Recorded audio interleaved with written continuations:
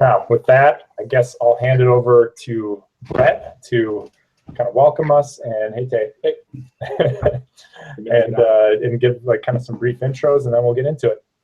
Okay, thanks, Eric. I appreciate it. And I appreciate the opportunity to be participating. I think this is a great idea from Generation Atomic. I'm Brett Rampal. I'm the ANS, American Nuclear Society Young Members Group Chair currently. Like I said, I'm just very happy to be here and excited about this opportunity.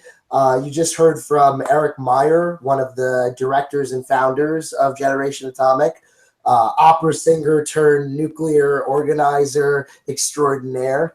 We love Eric for the new energy he brings and new ideas he brings to our fight, masters in advocacy and political leadership. A whole new aspect of thinking to the nuclear advocacy struggle. With Eric is Kay Stevenson, also director and founder at Generation Atomic. Brings a government side of sort of relations to the thing, degrees in government and philosophy from Dartmouth, former state Senate candidate. You'll forgive me, Tay, for not recognizing which state exactly. I apologize. I don't know where you're from. It's one of those flyover states. No one knows it. Oh, we count them all. All of them matter. What's it called? And a veteran of many campaigns for political office. And then also joining us, we have a couple of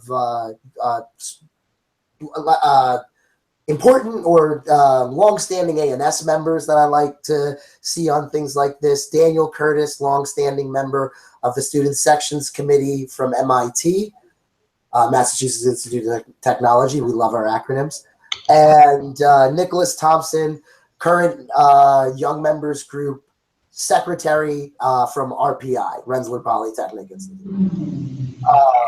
And both members are on the board of Generation Atomic as well. And then finally rounding it out and bringing the feminine perspective a little bit more to this all-male webinar. Thank you for joining us, Kristen. Engineer at Diablo Canyon, former NAYGN president, and most recently co-founder of Mothers for Nuclear. So Kristen Zaitz. And now I guess I will turn it back over to Eric and Tay and hopefully fade away in the distance. And most recently co-founder of Mothers for Nuclear. So Kristen Zaitz. And now I guess I will turn it back over to Eric and Tay and hopefully fade away in the distance. And most recently co-founder of Mothers for Nuclear. So Kristen Zaitz. No, you gotta go back. And now I guess I will turn it back over. Wow. Okay, a couple technical difficulties there. I think there's some looping going on, but I think we're good. Okay, great. That sounds good. So the conversation that we're going to have here today is largely on kind of the importance of advocacy, why we need to be advocates. But I don't know. Okay, why are we here as organizing director? As organizing to try to add some organization to this. Thank you. I want to thank Amelia Tiemann. She's our organizer. I know a lot of people here probably heard from her already, are probably already taking note of her phone and screening her calls, which don't do that. Take her calls. She's a wonderful person. But so we want to just thank Amelia. And Amelia, if you can unmute your mic, if you want to just quick say hi, that would be great. Is it unmuted? You're good now. It is. I am Amelia. I'm hearing myself. It's like a feedback. So it's possible the issue Amelia's having there is that she has the live stream and the Hangout turned on at the same time. Yes. Yeah. I think I was about to do it at the beginning, and then I realized it was a bad idea. Yeah. So Amelia, turn off the live stream and just hang out with us here in Google, and everyone can see your wonderful face.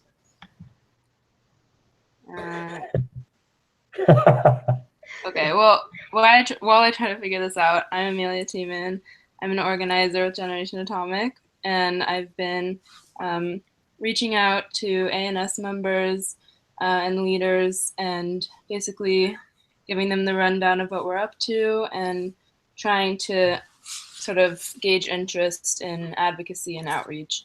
and sort of help people who are dominantly engineers sort of tailor that experience to their outreach, and see that they can be engineers as well as advocates. So yeah, that's been a lot of fun. I've had the opportunity to collaborate with a lot of different leaders, hear a lot of different perspectives, and I appreciate your guys' commitment and patience through this process. And we hope that once we get this off the ground, we'll have a lot of great phone banking events going. And yeah, that's about it. So I'm excited to work with everyone. Great. Thanks, Amelia. So Amelia, and really Eric and I are just going to hang out during the call because here, really, you know, Eric, Amelia, and I, we all come from the non-nuclear background. Between the three of us, we don't have one, let alone two engineering degrees to rub together to make any type of fire, let alone nuclear fission or fusion or whatever it is you guys, you sciencey people do, which is beyond us. We are organizers. And so what we want to do though is kind of hand it over, do have engineering degrees and do this, to kind of talk about why they are not only nuclear engineers and folks within the nuclear industry and the nuclear community generally, but why they're also advocates. So they're going to tell their own personal stories, as well as answer some questions. Eric will moderate the questions from chat comments. So feel free to just plug stuff in there and we'll refer them on to our three experts. And then Eric and I will kind of wrap things up with like 10 minutes left to go, just chatting about kind of what the next steps are for Generation Atomic. So with that, I'm going to turn it over to our three lovely panelists, and good luck, have fun. So Dan, do you want to start? I'm happy to start, Nick. So okay. Good evening, everybody. I'm really glad we have an audience this evening. So I'm Daniel Curtis, a PhD student at MIT, currently serving as Secretary of the Board for Generation Atomic. So I think we wanted to start this evening with a little bit of personal stories and why we're here. So Kristen, Nick, and I are all board members on Generation Atomic, and I think we all have our own reasons for being here. So if I went all the way back to the beginning, I could talk about how half a lifetime ago I discovered that I believed energy was fundamental to everything we do. And I could say lots of boring things about the hours I spent in the library in high school learning all about that and why I decided nuclear power was something important. There was something special about it that we needed to work on. But I think I'd be preaching to the choir on many parts of that. More recently, as I've tried to find my place in the nuclear industry, there's a couple of things I've realized over the last couple of years. Beyond some of the fundamentals that the government is involved in some way or another in everything we do. So one of the ones I wanted to start with that I finally figured out how to articulate only relatively recently is that having the facts on your side is not enough if you want to go out and make your case on something. I actually believed exactly the opposite during most of my time as an undergrad in college. I believed that the facts really ought to speak for themselves, and they don't. We all need to help the truth out by saying it loudly, clearly, and often. As kind of an extension of that, I believe the nuclear energy community does not have the luxury of ignoring what people think of us. I believe there's a lot of us that would really like to. We don't get to do that. Our industry has deep historical roots in government research. As everybody here knows, of course, the first application of fission was an enormous weapon that ended a world war. People aren't going to forget that, and we shouldn't expect them to, I think. I also don't really think we should expect them to understand the nuance that what we do in civilian energy generation is different than what's done over in the weapons complex unless we get out there and talk to them about it. And so then what I end with, and the reason I really decided I just couldn't pass up the opportunity when Eric invited me to join the Generation Atomic Board of Directors, is that one of the founding tenets of Generation Atomic is that in-person conversations are the best way to plant a seed that might eventually change someone's mind. There's a lot of people out there that we need to reach. If we want them to respect any of the nuances of our position, we have to talk to them. We have to tell them about what we do. So patience, persistence, and I think most importantly for the call this evening, contributions from everyone are absolutely necessary if we want nuclear energy to have enough support to seriously contribute to eliminating poverty and fighting climate change. And Generation Atomic represents the first time I'm aware of that any organization has seriously organized to knock on doors and go have those conversations and talk about nuclear energy. So that's why I'm here. I think maybe I'll hand it on to Nick. Sure. So one of the reasons that I became a nuclear advocate, or how I got to become a nuclear advocate, there was this program called the Nuclear Engineering Student Delegation.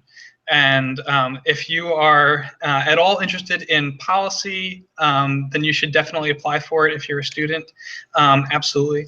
But I started out as a nuclear engineer. I was kind of interested in policy, wasn't really sure, didn't really have much of a background in it, and I got to take part in this program.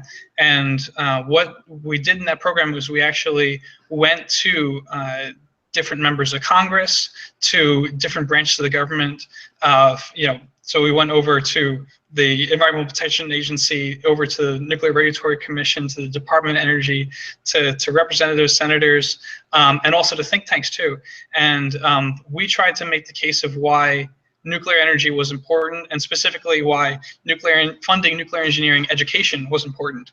And so being able to do that and really get, it was almost like a precursor to this in a way, because we got the opportunity to actually go out and not necessarily knock on doors, but open up senators and representatives' doors and talk to them. And that approach where you're talking with people in Congress, it's really great.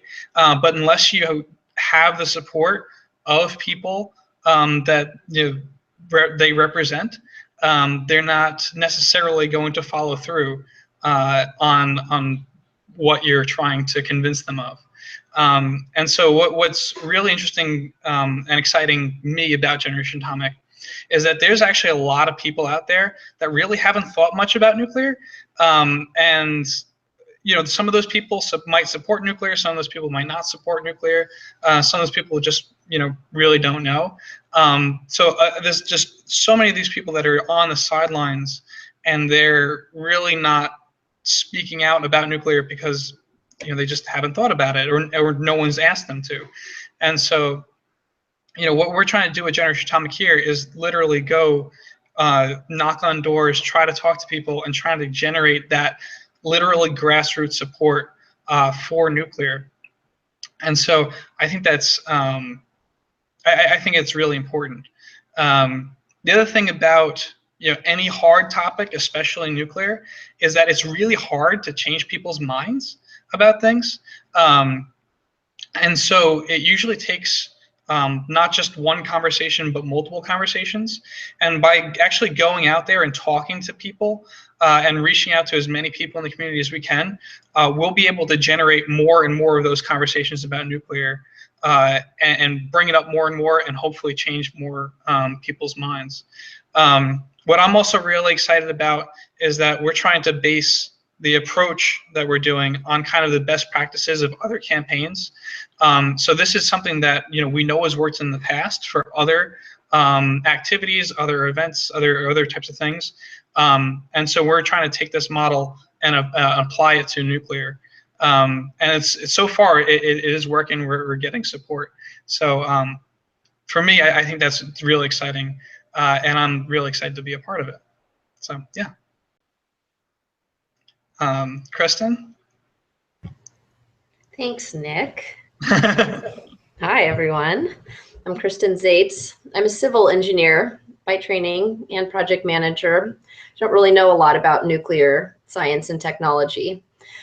I don't really know if I care a lot about nuclear science and technology, but what I do care about is what it can do for humanity and the planet.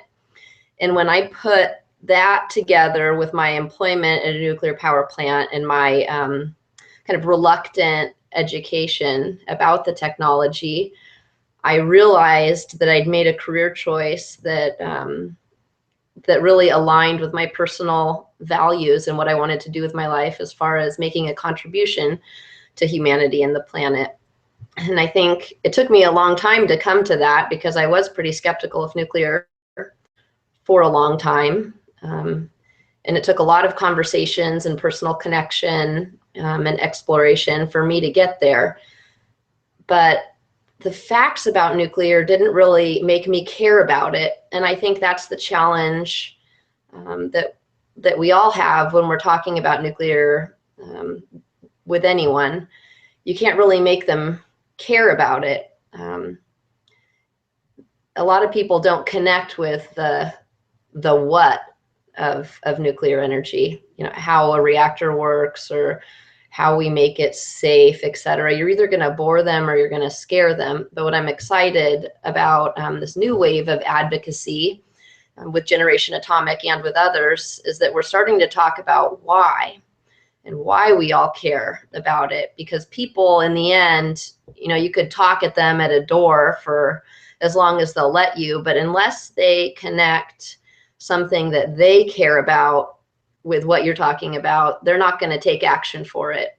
And so I'm excited for Generation Atomic to start doing this at doors. I'm excited for a lot of the social media that different advocates are doing. I'm excited for this message to get in more and more outlets so that we can connect with people and what they care about and start seeing more and more people come around to why nuclear energy is so great. That's it. Okay, thanks guys. That was a really nice overview. I appreciate that. Yeah. Hey, why are you doing this? Why? Because I want to just put this in here because whatever. I've been you know, I've had the fission in my belly for several years now after hearing about molten salt reactors is what got me interested in nuclear. So whatever, there's no surprises there. But maybe the harder thing for me to understand is why when I decided to start Generation Atomic and I called up Tay, it took him all of like 30 minutes to be like, yeah, all right, yeah, I just quit my job. Let's do this. Yeah, about 30. You know, for me, I've been, as a person who, you know, my friend, when I told him that I was going to have degrees in government and philosophy, he said, which one of those do you think is going to drive you into unemployment first? So, you know, I've realized that I was going to have to be an advocate for people who were doing practical things. And so early on, when I was a state Senate candidate, I was 22 years old, you know, I was putting together my platform and I saw nuclear energy as something that just, it made sense. For a Democrat, that was somewhat heretical. I mean, the Democratic Party is well known for being, you know, really for wind and solar and kind of anti-nuclear. And I guess I kind of coined my, you know, or fancied myself an eco-pragmatist. But I was always sort of just a fan and an advocate for it. And this really gave me an opportunity to marry the grassroots advocacy that I've been born and bred with an issue that needs some attention, needs some love, as our three panelists all sort of spoke to. We need, you know, the messaging is there, the facts are there. We need to sort of imbue that with our own stories. In fact, I just returned from the Netherlands, and even internationally speaking, some of the best communication minds around the globe used the term that was the buzzword for the entire conference was emotion. We need to put emotion into the nuclear conversation. And I think that this is an awesome opportunity for us to really do that, is to put some human emotion into what has always been seen as just a really cutting edge technology. You know, there are people that make this technology work, and there are people that are afraid of it. And if we can talk about it as people and bring sort of our emotions to it, that's something that I think is a really, really great opportunity for us. So that's why I personally got involved, you know, as well as just because, you know, if Eric asks you to do something, you always do it. So. Oh. What a guy. I'm curious because I remember what grad school was like for me, and it was hard, certainly. And you know, even as an undergraduate studying music, I was busy. But I think for the nuclear engineers, I want to know from you guys, Nick and Dan especially, how how you guys fit in advocacy into your lives when you're also, you know, trying to get a PhD. And why is that important to you to do that? So I can start first. So I think it's really important to be as balanced as possible when you're, you know, in school. And so what I mean by that is making sure that I'm, of course, you know, doing my schoolwork and doing my research, but also taking the time to do professional development and also taking the time to do outreach. And I really put a high value on doing outreach, on trying to reach out to people. It's not always the easiest thing to balance all those things. So I'm doing my candidacy on Wednesday. You know, it's just an example. And so I still have some slides to do tonight, but I'll do them after the phone call. But yeah, it does. You do have to kind of balance out your priorities a little bit. You know, and of course, make sure you're doing your schoolwork. But I think outreach, especially for us, is important. There's no one else out there that's going to speak for us as nuclear engineers, so we kind of have to speak for ourselves. There's no other people out there that are going to do this if we don't. So, yeah, that's my answer. Yeah, for me, that last part is huge. That no one else is going to do this if we don't. I think I've got several side projects beyond my work on my degree that I've got going right now, and I think that's a theme in several of them, is that each of them touches an issue that just nobody else is going to fight for. I'm in student government, actually. I'm actually sitting here in the offices of the MIT Graduate Student Council this evening. Also, because that's another place where nobody else is going to fight for things like improved student visa policy if we don't do it. So this is a big part of why I started looking for political causes, policy advocacy causes early on in grad school, as I started figuring out how this industry works, as I started realizing that we don't do anything, right? We don't even take the first steps toward building new power plants without immediately having to talk to the government about the permits and the regulations that are necessary to get going. So we really need advocates every step of the way, because every step of the way there are opportunities for folks that don't like this technology or don't understand this technology to go get in our way, basically. And so we got to fight for the technology because no one else is going to do it. Great. How about you, Kristen? I mean, you're a mom, and you work at a nuclear power plant. How the heck do you have time to? If I can, real quick, you know, it's interesting. I was on a phone call with a major utility discussing potential action, and I said, well, you know, you have 350, 400 people at your plants, you know, who that's a natural constituency to do this type of outreach. And this executive said, and I quote, the plant workers don't see it as their job to be advocates. They see their work as their work, and it's someone else's job to do advocacy. So I guess, I mean, as a person who clearly disagrees with that philosophy, that's I guess what I would love to hear from you. Boy, that's a heavy question. I think I kind of agreed with that executive for a long time. Like I did when I first got my toes wet with a little bit of advocacy. I felt like I was doing the company's job for them or something. I didn't really connect it with, you know, I hadn't yet connected it with my own values. And I think that was just, you know, part of growing up for me, becoming an adult in a lot of different aspects. You realize, or at least I started off thinking, okay, like now I'm an adult, I'm going to learn how the world works and see, you know, if I can learn the processes or learn the politics or the policies, whatever. And then when I started, you know, playing a little bit, I realized it's not like we're entering a world where all the rules are written. They're there for us to rewrite, you know, to learn and to rewrite if something needs improvement. And it's up to each of us to do that. It's not up to a company to do that, whether we're talking about, you know, vaccines for my children or nuclear power, or, you know, whether we should go to Common Core standards for math for my first grader or whatever it is. Like, you need to advocate for the things in your life that you believe in. So when I grew up a little bit more and realized that, I was also busier. I have 2 kids, and I'm in a crappy hotel room now on business travel, and I'm still finding the time to do this because it's important to me. And it's also part of showing my kids a good example, because I want them to know, that it's their job to stand up for what they believe in, whether it's just telling me that there's a bully at school, or that, they're not getting something, or they need help, all the way to when they're adults and, they're going to participate in society in a larger way. So I experience that a lot. Sorry, this is a long answer, but it kind of hits close to home for me because I work at a power plant and I see that with a lot of people. And that's why I think that it's really important to connect the why with people, instead of just that, nuclear science is great because X, Y, and Z, and this is how it works, technically.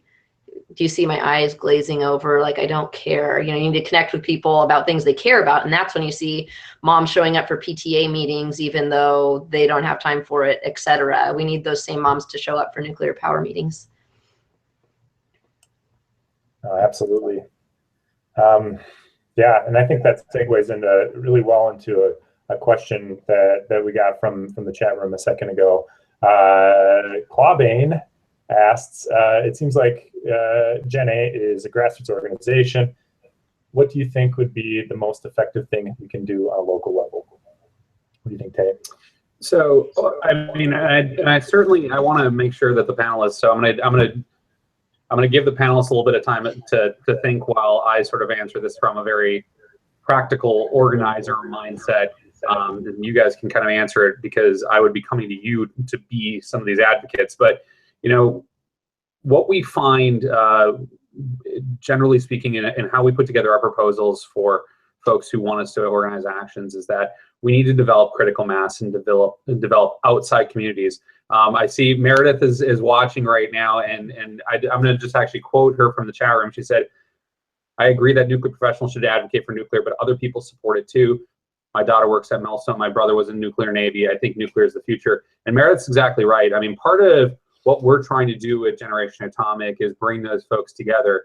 I'm going to call out, our organizers, Tyler Cousins particularly, and Charlie Hansler, who have been at Penn State and Pitt specifically, and they're doing a great job of bringing together folks who are in the nuclear sciences and in engineering, generally speaking, in their ANS student chapter, with folks from the college Republicans, the college Democrats. Generally speaking, it's about sort of bringing this back to growing a community and growing a pro-nuclear constituency. So there are a few ways to do that. Gen A, on one hand, does some very bread and butter political organizing things. We do door knocking, door-to-door canvassing. We do phone banking. We train people in advocacy work. These are just very standard things. They're very mundane, but they're extremely effective. That's why we've been doing them for literally decades, politically speaking. But there are some other great ways to get this word out as well. And these are some other things that Gen A is both spearheading as well as supporting other organizations. So these are community events, like doing like a think and drink, where you host a forum at a local pub, and you talk about nuclear topics. There are straight up actions. Eric, obviously, when he was at Environmental Progress, did a great job of reaching out to folks and helping raise nuclear awareness through just straight up demonstrations. Even something as simple as just sharing content. Now, the folks who are on this call or on this webinar, by and large, your constituency, your group of friends, probably because they're connected with you on Facebook, they're seeing pro-nuclear content. Take the next step. Find folks who normally probably wouldn't post about that, who are maybe friends of yours from outside the nuclear sphere, and encourage them to post, because then it's going to start to reach into, sort of penetrate non-nuclear communities, and you're going to start to see that content socially. So those are just some very practical things that everyone can do, whether they're a nuclear engineer or not a nuclear engineer, to start raising the profile, and just talking about this generally speaking. So I'm going to throw it to our panelists. So I can start on that. At the local level, or just as an individual, there's definitely a few things that you can do. So a lot of policy is actually set at the state level. So whenever the a state is thinking about either making a renewable portfolio standard or a clean energy standard or some other type of thing like that, nuclear is going to be directly or indirectly impacted by that, by policies like that. And so going and trying to make phone calls to your representatives, to people, your state legislators, that's really important for them to hear that there are pro-nuclear people out there that actually want, things like that. So just one example of this, in New York State was looking at making a clean energy standard, and they were thinking about maybe including nuclear in it, and they eventually decided to include nuclear in it. And when they decided to include nuclear in it, there was this public there was a public forum where where people could send in letters in either supporting or against it. And so a lot of us wrote letters saying, this is important. This is important to support nuclear because these plants provide all of this clean electricity. It provides all of these jobs. And it's really important to have a diverse mix of energy resources. And eventually they did actually keep that in there, although this battle's not completely won yet because there's people trying to kill that. But just, normal phone calls, letters, things like that can be hugely important. And like Tay mentioned, social media, just getting out there, talking to your friends, family, whoever you're connected with on social media about nuclear, that's something that anybody can do. So, yeah. I agree, it's something anyone can do, and I don't think I realized that for a long time because I thought I had to be a nuclear engineer or, to know a lot more about different topics before I really spoke out or advocated for anything. And I even went into NAYGN leadership for my first couple of years thinking I'm going to leave that public outreach thing for someone else, for someone who's a better public speaker, who has more facts, etc. But it's just not the case. And, Eric and Tay can train you on their door knocking pitch, if you want to feel more confident. But really, it's about getting other people talking also, because in the end, they want to talk and they want to tell you what they think, and then you can just kind of steer them, and you really don't have to do that much. But it's putting it out there, whether it be in person or on social media, to your group of people that you support nuclear energy, for whatever reasons you support it. And even if they don't respond to it, or even if you're not able to directly engage with every one of them, you're part of the movement that's making it popular and paving the way for nuclear to, to re-enter the conversation, because they're going to think of that next time they read an anti-nuclear article. They're going to think, oh, I heard there's different opinions out there. Maybe I shouldn't take this on face value.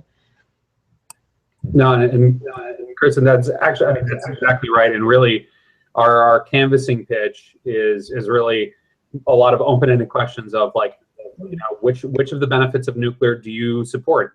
Is it the high-paying jobs? Is it the fact that you can keep your energy affordable? Is it the fact that we're taking cars of carbon off the road, and making sure that we have a clean energy future?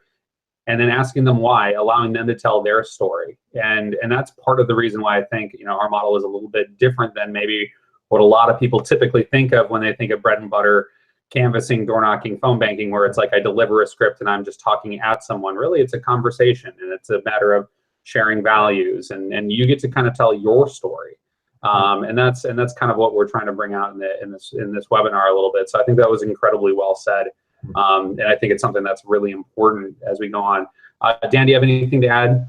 Yeah, definitely. Before we move off of this one, I want to put a plug in, especially for folks at universities, to go to events outside your department. Go to events outside nuclear engineering. I'm assuming most of our audience is nuclear engineers at universities, but never, ever forget to introduce yourself as, hi, I'm Daniel Curtis. I'm a PhD student in nuclear engineering, right? Never forget to mention that, because you never know what kind of conversations that'll start. And sometimes that by itself, just introducing yourself, can be a fascinating opportunity to then see what kind of reaction do you get and what kind of conversation does it start. Sometimes it'll go nowhere at all, but sometimes it'll go somewhere very interesting. So I want to just call out something on the thread here, because there's a little bit of a side discussion about renewables and kind of what our messaging is around renewables. I think this is a good question to talk about just generally within the nuclear community, is, you know, how we address the renewables. Again, something that was really shared at PIME in the Netherlands this last week, which was this big global communications conference.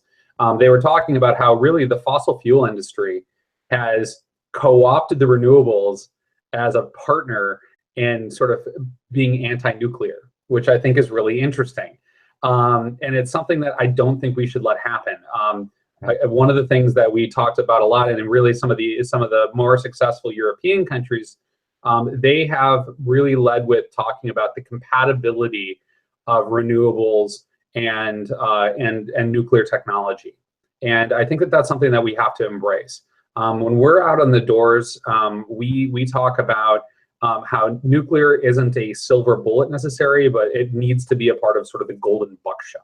Even though I personally believe nuclear is a silver bullet. Sure, it's just a little easier. We're taking baby steps. We're taking baby steps. So our general messaging strategy, whenever we come up against any type of anti-piece, whether it's nuclear waste or what about 3 Mile Island, what we train our volunteers to do is sort of validate whatever the question or concern is, and then reframe it. Mm-hmm. So, for example, if someone says, well, I'm a big fan of wind and solar, I will always say, well, I used to work in the solar industry. I'm a big fan of solar and wind, you know, or say, it's okay, we are too. Yeah, we are too. We need all sources of clean energy. Yeah, and then what we talk, and then we try to reframe that by saying, you know, if someone says, well, we should do this 100% and nuclear gets in the way of 100%, then you start to talk about, well, there's variability, you know, the battery technology is not there and probably won't be there for another 50 years. I always like to put in and say something like, you know, as an environmentalist, that much mining for all the raw materials it takes to make those batteries is a concern for me.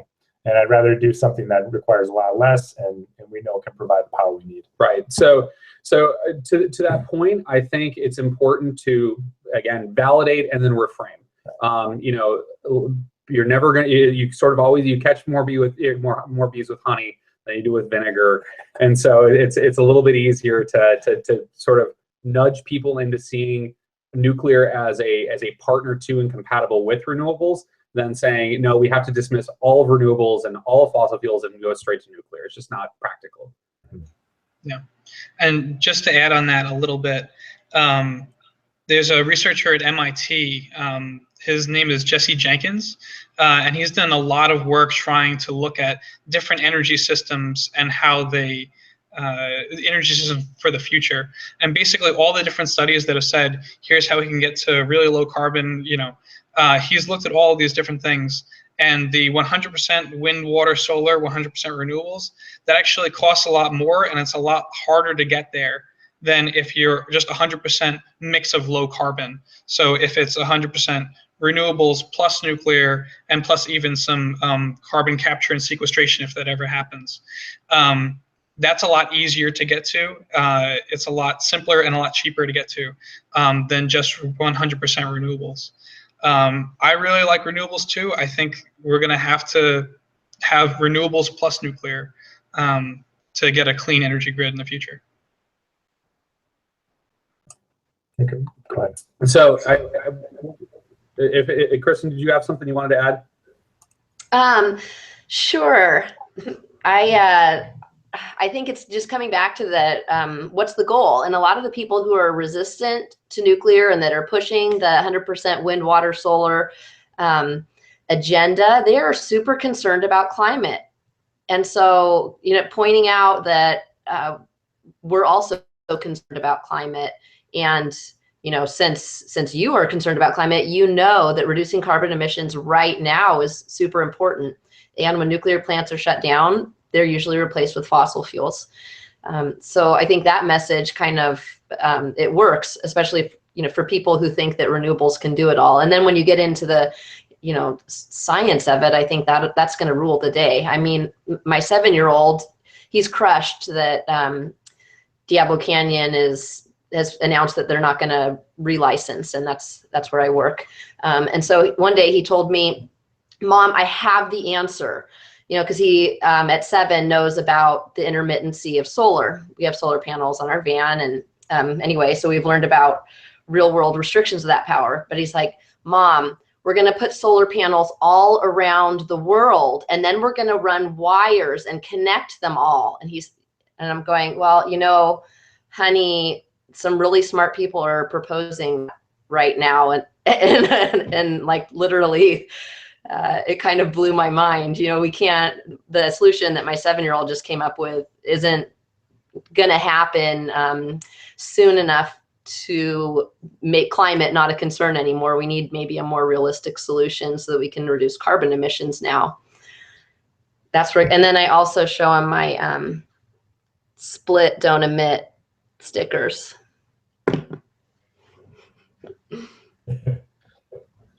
Awesome. I want to pick up kind of on, and this is kind of be sort of like a wrap up question. So any sort of, there you go. Beautiful. This is going to be sort of a wrap up question for the panel. So anything you want to sort of add to this, please feel free.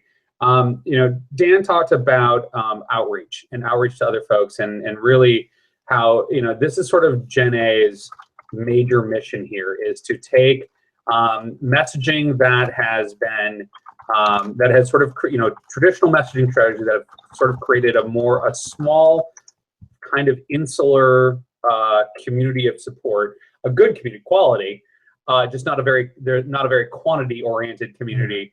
You know, and so it's going to take, you know, rallying you know, other folks within the pro-nuclear community. So this is part of it, is, you know, so I guess part A is, how do we get other folks within the pro-nuclear community, you know, folks who are working at plants, other engineering students, other folks who are just general fans, to see it as their mission to get other folks who work within plants and other folks within the community to be advocates, and then get that whole group then to start breaking through the echo chamber, breaking through the bubble, and reaching out into communities that have never heard about nuclear, are ambivalent about it, maybe are even slightly negative about it because they've watched the China syndrome, they've gone through duck and cover trainings, they've, you know, grown up on The Simpsons and see these 55-gallon barrels of glowing ooze and Homer Simpson eating a donut.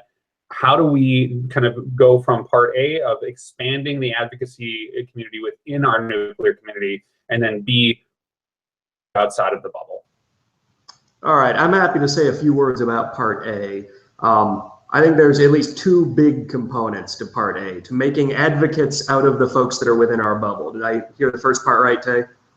Making advocates out of folks in the bubble. So I think there's 2 sides to that. There's 2 big pitfalls where folks can convince themselves not to be advocates. So pitfall number 1 is they don't believe that the sense of urgency is great enough. And I file that's someone else's job as a subset of this problem. Problem B is I don't believe it will be effective. So I think there's the lack of sense of urgency and a lack of belief that it's going to work are the 2 big pitfalls there. And I think so the folks that are talking about this, have a responsibility to explain that that's not how this works. The sense of urgency is very serious. We are fighting for whether or not nuclear is going to have a seat at the table fighting climate change and fighting poverty worldwide. If we don't win that battle within the next couple of years, nuclear power is in a bad place, and I think the rest of the world's in a bad place with it. So the sense of urgency doesn't get a whole lot higher than that. So the sense of urgency is real, and it's there. And we got to make sure our community is on the same page on that they understand we got to go fight right now. We can't wait on this.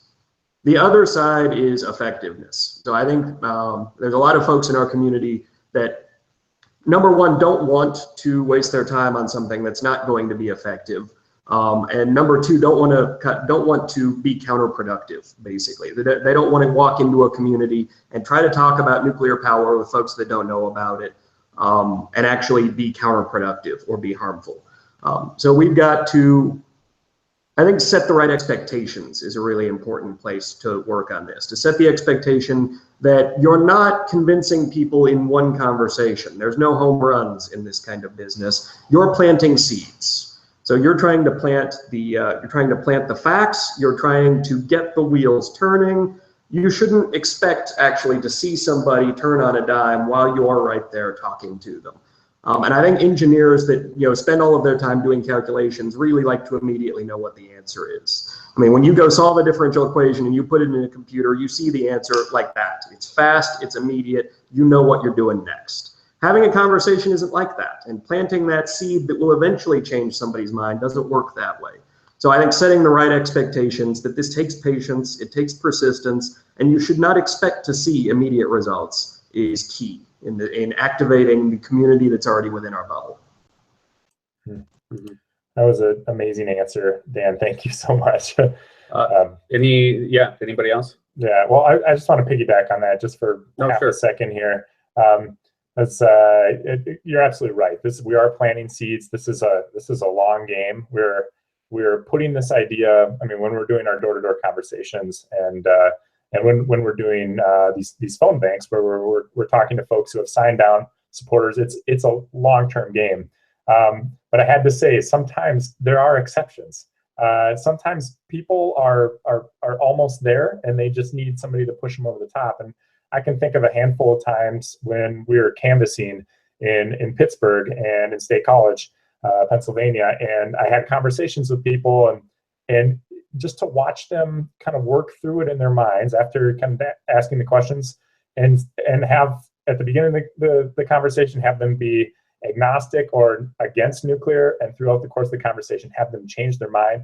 There is few things that make me happier than having that conversation, because that's what we got right now. If you look at polling on nuclear, we got to make up some ground. We can't simply just turn out the people we already have. We got to flip some people over into our column. Yeah. Chris or Nick? I think Nick's unmuted, so I think he's ready to go. Yep. So I think it's just a final message as well. I think students are really, really useful at this, and they can actually be really good at this. You don't necessarily have to be, the expert, about nuclear engineering or know every single thing. If you have taken, a year or two, or even just a single class in nuclear reactors or nuclear engineering, chances are you know more than probably 99% of the people out there. So absolutely, learn more. But don't think that you have to be, the perfect expert to actually go and have conversations with people about nuclear. And I think especially, people working at plants, they're really, really great. It's really useful to have them out there. I think students can really bring a lot of enthusiasm and a lot of energy. And for some people, they'll look at students and say, "Oh, here's somebody who's impartial," and so that sometimes helps too. So I think absolutely we need to get to talking to more people. You can start that at your school. You can start that by talking with your family, friends. But yeah, so definitely get out there and start talking about nuclear. Yeah. And to add to that, I'd say Tay and Eric and everyone, we should all be so excited about using Gen A's new app, because nuclear advocacy, there it is. Oh my gosh, I can't wait. It can be lonely, and I'm kind of tired of being called a shill and having cancer wished on me and my kids. Oh my gosh, I want to enter my advocacy in that app and, blow Nick and Dan out of the water. Just saying, guys, it's on, and have a little community building there so that it's not so lonely. And when some people who, gain their courage behind the screen and get really mean towards you, it happens, it's okay. You can get a little confidence plug that there's others out there working towards the same goals that you are. And, you don't have to be discouraged by a few losses. That keep going and you'll get some wins. Awesome. Well, we're going to wrap up here because we want to be respectful of time, and we said we'd try to keep this to an hour. So I'm going to start, and then I'm going to turn it over to my magnanimous colleague here. So first of all, thank you to Brett for the intro, and thank you both to Brett and Amelia for all the work you guys did in help setting this up. Definitely thank you to our 3 panelists, Gen A board members, and amazing nuclear warriors. Thanks for the folks that are watching right now. And really my 2 pieces of this are, are sort of what from my perspective as the organizing director you guys can do going forward. So these are the practical pieces, and then Eric will talk a little bit about some amazing other fun pieces. So my first message is that this, we understand that we're preaching to the choir. All of you who are watching this are already doing this kind of advocacy work. So when we were talking about this webinar, we didn't want to make it feel negative or an admonishment that nobody here is working hard enough. If anything, we want to say you guys are doing an amazing job. And as the choir, we just want you guys to keep on singing, give you music to sing. So this webinar is another tool in your tool belt to sort of talk to those skeptics. And you can say, look, there are 3 engineers who speak very eloquently about the need for us to be advocates, to kind of talk about why folks within the community need to be advocates. And that hopefully allows you to move to the B part. And the B part here is, obviously, Amelia has been working with all of you to set up phone banks. I know a couple of chapters have already done so. We're going to continue to work hard to set up more phone banks so that you guys all have that experience going into the ANS student conference. But we're going to keep on doing this. We have a whole group of people that we've talked to already, primarily in Pennsylvania. Those folks need to hear from nuclear engineers and get a follow-up call. But I will just sort of hint at and allude to, there will be larger actions going on in Pennsylvania, as well as actions in Ohio and Connecticut in the next couple of months that are absolutely critical on legislation. And this is going to have to be that we are going to have to be the vanguard. Just in 4 short months, Eric and I are already the first calls for nuclear execs, and we have active proposals to 5 different nuclear companies, and as well as connections with a number of other pro-nuclear advocacy groups. So this is becoming very real very quickly. Speaking to Dan's point, not only about that we need to be the messengers here, but that there is a huge sense of urgency here. This is happening, and it's happening right now. There are at least 2 bills already introduced, one in Connecticut and one in Ohio, and there's going to be a bill introduced in Pennsylvania that need our help, not to mention the major action on advanced nuclear that's going through the federal government right now. So this is a fight, and the fight is now, and we have to be involved. And so I would really, really strongly encourage you, if your chapter, if you're a student member and your chapter has not set up a phone bank, to do some of these outreach calls and start to expand the advocacy community, please reach out to Amelia. Her number is 650-799-0627, or you can email her at amelia@generationatomic.org and get a hold of her, and she will help you set up a phone bank. She has put together an amazing script and how-to guide. It speaks for itself. So please do that. Eric, I'll turn it over to you. Sure. And yeah, just to piggyback off of the phone bank thing. So we, traditionally organizing, everybody gets together in a room, does a phone bank. And I think there's a lot of value in that and a lot of fun, like camaraderie, whatever, get a case of beer, whatever. we're obviously drinking and doing it. We practice what we preach. But I want to tell you a little bit about this app, because it makes it so we can do these kind of important actions on our own, and that we can also track our progress and compete, even with our friends, with other states, soon with other universities, when we put that feature in there. So, for instance, so I don't have the phone, that exact phone bank feature on, but I do have one that is to call your senators, right?